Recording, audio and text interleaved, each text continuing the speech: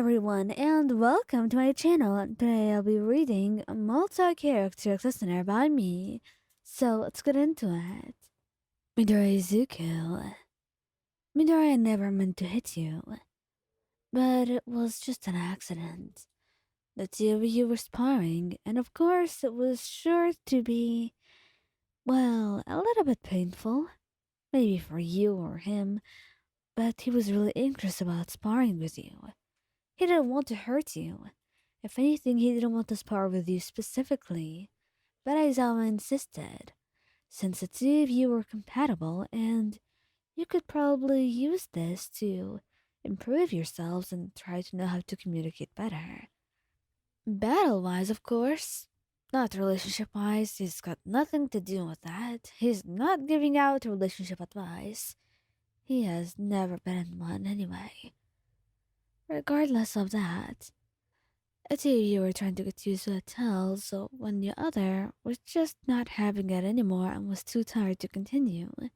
But Midoriya was taking a little bit too long to try and read into you, all while fighting as well, and he apparently went too far, and he only came to that realization a little bit too late, when he had already hurt you, because you had teared up, and that's when he realized he injured your arm.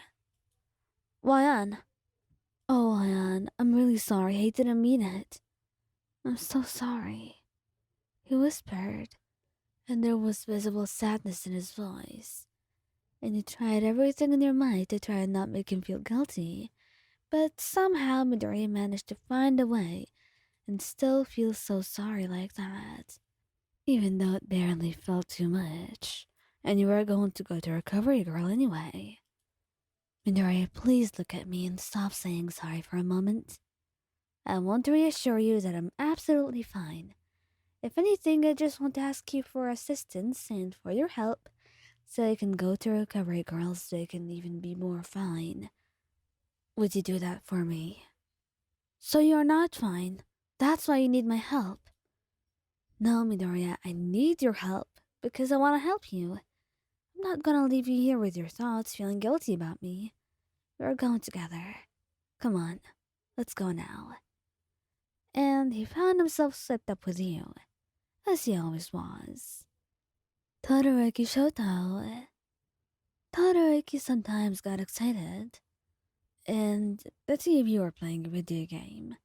It was his first time, and he was trying to learn it, and he found so much joy in it.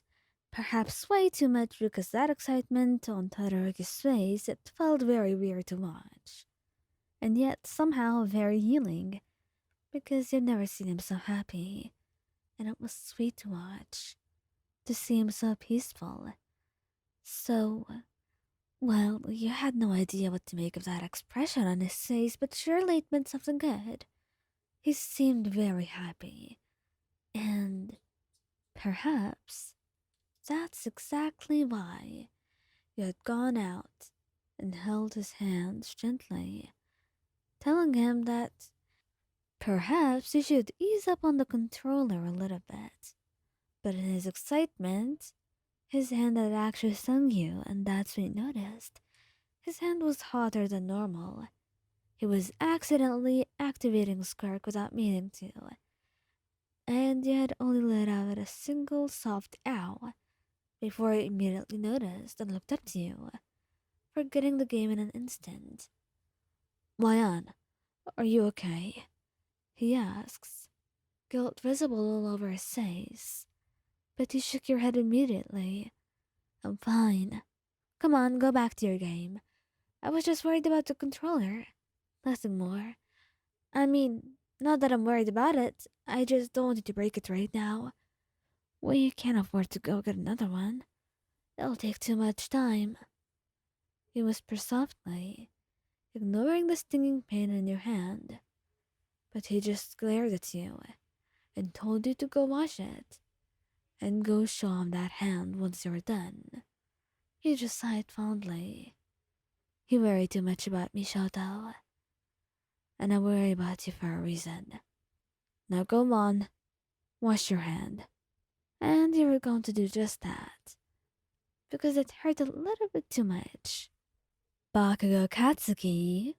Now, Katsuki could be a real mess, but sometimes you could be a real brute too. When the two of you are playing, or were just doing about anything together. He was not used to being gentle, or trying to be gentle with someone that he loved.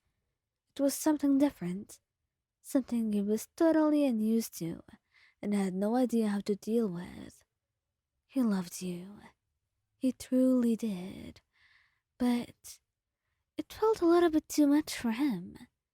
Too much for him to understand and deal with. And for now, he just treated you like a friend, but somewhat closer because you were partners. That meant that you were going to have to take his jokes like a friend too. And his poor, poor friends happened to be none other than Kaminari and Kirishima. One of them already had a hardness quirk, so you could not feel the pain of Katsuki's wrath and bruteness. And the other, well, you reckon Katsuki didn't care too much what he felt, at least in that aspect. Regardless, it didn't help your position here, because as the two of you were playing a game together, he had slapped you roughly on the back and made a joke about something, but you had just glared at him. "That hurts, Katsu," you said, getting up to leave, and immediately he looked a bit alarmed, wrapping his arms around you tightly. "Where are you going, Wayan? Come on, look at me now. It seriously can't hurt that much." "Well, it does. At least I have feelings. Maybe not most of your friends feel this, but I do." And he looks at you for a moment, too, and then he lets out a sigh. "Well, I'm sorry about it. I promise. I didn't mean to hurt you. It was just a joke, Wayan.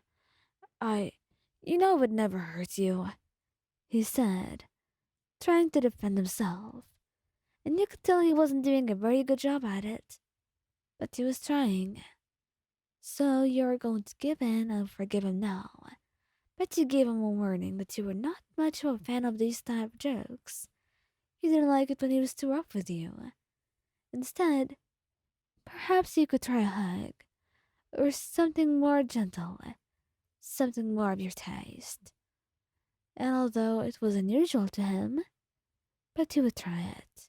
He promised to do that just for you.